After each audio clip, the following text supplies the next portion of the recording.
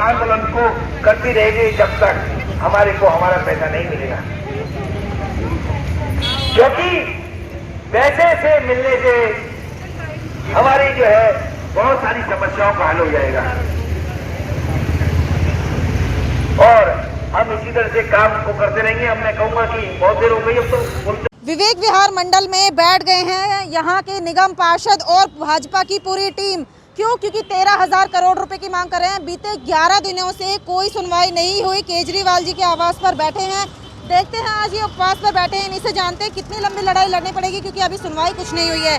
संजय गोयल जी निगम पार्षद हैं विवेक विहार के, क्या कहेंगे? बहुत समय हो गया, 11 दिनों से कोई सुनवाई नहीं हो रही है। किसानों से मिलने तो जा रहे हैं, लेकिन महापौर से मिलने का समय नहीं है, निगम पार्षदों से मिलने का समय नहीं है। आप भी वहाँ मौके पर पहुंचे थे, क्या कहेंगे? सर उपवास कर रहे हैं आज। देखिए, आज पूरी दिल्ली के अंदर 272 वार्ड्स में ये एक सांकेतिक उपवास हो रहा है। हमारे सभी कार्यकर्ता बैठे हुए हैं और इस उद्देश्य के साथ में कि 13,000 करोड़ रुपए जो हमारे एमसीडी के केजरीवाल जी ने रोके हुए हैं, उनको वापस जो हमारा बकाया राशि बनती है पिछले 6 वर्षों की, वो वापस हमें मिले।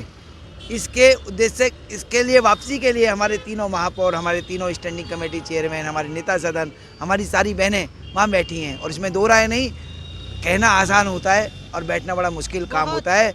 और रात में अब देखा आपने कि किस तरह से बर्फीली हवाएं चल रही हैं, 8 डिग्री का टेम्परेचर है और वहाँ वो बैठे हैं। पिछले 2 दिन पहले बारिश भी आ गई थी। उस बात की अपने स्वास्थ्य की परवाह ना करते हुए, स्वास्थ्य को ना देखते हुए, वो सारा का सारा जो है 13,000 करोड़ रुपए मिले, जिससे कि हम अपने स्वास्थ्य कर्मी हैं, हमारे सफाई कर्मी हैं, हमारे हॉर्टिकल्चर विभाग के कर्मी हैं, लगभग 26,000 एम्प्लॉइज़ का हमारा परिवार है पूर्वी दिल्ली नगर निगम का। अन्य जो नगर निगम हैं उनके अलग है, तो मैं तो पूर्वी दिल्ली का आपको बता रहा हूँ। तो वो पैसा समय पर उनको हम दे सकें, वेतन दे सकें। जो हमारे रिटायर्ड कर्मचारी हैं, जिनको एक मुश्त पैसा मिलता है, उनकी जितना भी ग्रेच्युटी है या अन्य जो फंड्स होते हैं वो उनको देना पड़ता है, और पेंशन है वो भी हम नहीं दे पा रहे, तो उनको समय पर मिले, जिससे कि वो अपने परिवार के साथ में अच्छे से जीवन को व्यतीत कर सकें। और साथ में जो विकास कार्य होने बाकी हैं पिछले कई वर्षों से, जैसे सड़कें टूटी पड़ी हैं एमसीडी क्षेत्र के अंतर्गत आने में, नालियाँ टूटी पड़ी हैं, और हॉर्टिकल्चर के जितने पार्क्स हैं, लगभग 2100-2200 पार्क हमारे पूर्वी दिल्ली नगर निगम में हैं। वहाँ पर मालियों की संख्या नहीं है, माली चाहिए हमको, वहाँ ग्रिल चाहिए, बच्चों को झूलने के लिए झूले चाहिए, स्वास्थ्य उनका अच्छा, क्योंकि कल के भविष्य हैं वो हमारे बच्चे, तो और उनको एक्सरसाइजेज के लिए डिफरेंट उनके इक्विपमेंट चाहिए आज के युग में। और प्लस ये वातावरण साफ़ सुथरा रहे, उसके लिए ये सारी बातें अनेक जो स्वास्थ्य कर्मी हैं समय पर वो अपना छिड़काव करें दवाइयों पर,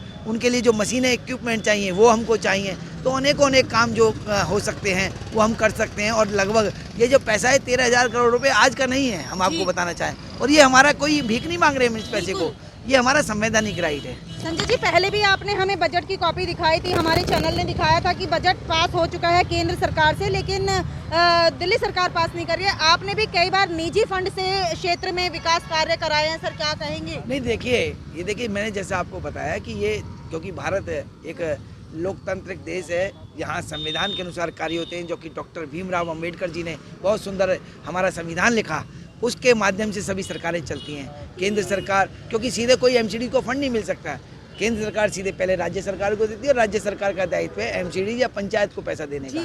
यदि वो पैसा नहीं मिलेगा केंद्र सरकार से, जैसे मैंने आपको पहले ही बताया था कि पूरे हर वर्ष पैसा मिलता है, और लेकिन ये पैसे को कुंडली मार कर बैठ जाते हैं, क्योंकि ये चाहते हैं कि दिल्ली में यदि एमसीडी में भाजपा है और यदि ये काम करेगी तो फिर चुनाव में दोबारा जीतेगी, इसलिए हर बार रोक लेते हैं, और रोक कर जो व्यवस्था बात करते हैं। तो हमारा जो पैसा है ये राज्य सरकार का दायित्व बनता है, जो पिछले 6 वर्षों का। और ये आपको बताएं कि वित्त आयोग होता है दिल्ली सरकार द्वारा ही गठित होता है, उसने भी ये कहना में कहा है, ये 5वें वित्त आयोग के हिसाब से पहले चौथा, फिर तीसरा, दूसरा, पहला, ये पिछले 6 वर्षों का पैसा है 13,000 करोड़ रुपया हमारा।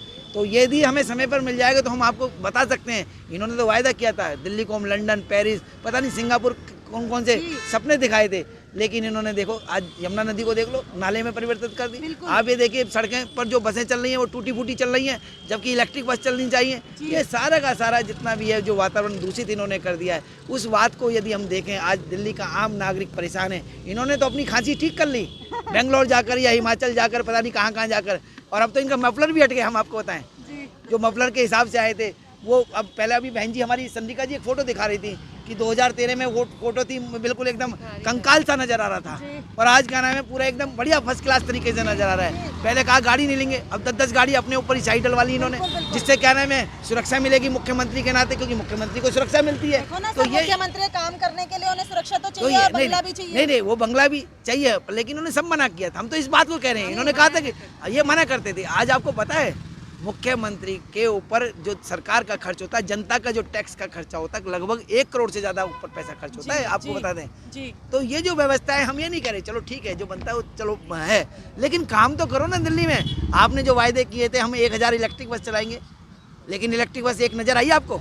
हाँ, ये चुनाव से पहले 100-200 बसें इन्होंने जरूर दिखा दी कि देखो जी हम बसें चला रहे हैं। अभी हमारी कल चंद्रिका बहन जी बता रही थी, कहीं बस से जाना था तो वो कह रहे भाई वो तो बस में जो है ना वो तो चुनावी होता, क्या नाम है जुमला, चुनावी जुमला था, वो टिकट तो फ्री तभी थी, अब नहीं है। चलिए बिल्कुल चंद्रिका झा जी से भी मिल लेते हैं, जिला उपाध्यक्ष हैं शाहदरा जिला की। चंद्रिका झा जी क्या कहेंगी? लगातार संजय जी ने भी आपका जिक्र किया है, क्या कहेंगी? उपवास पर बैठी हैं।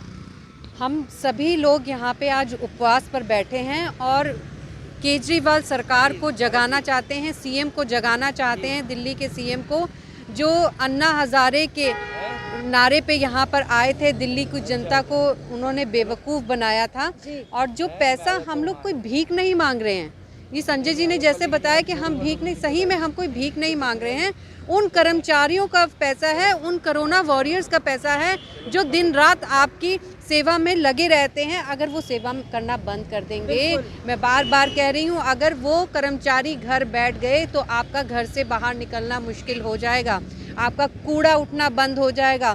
ऐसे कर्मचारी जो कोरोना का भी कूड़ा उठा रहे हैं, ऐसे मरीजों का भी कूड़ा उठा रहे हैं, जिनको हम उनके पास जाते हुए भी डरते हैं और वो कूड़ा उठा रहे हैं। तो केजरीवाल जी आप जाग जाइए। हमारी बहनें, हमारे नेता सदन, हमारे मेयर, तीनों मेयर सब आपके घर के बाहर बैठे हैं, वो भी इसी दिल्ली के लोग हैं, इसी दिल्ली की जनता को चला रहे हैं, इस निगम को चला रहे हैं और बिना वेतन के चला रहे हैं। चंद्रिका जी आप बिल्कुल सही कह रही हैं। मंडल विवेक विहार मंडल के यहाँ पर अध्यक्ष हैं अभिषेक मित्तल जी। अभिषेक जी क्या कहेंगे?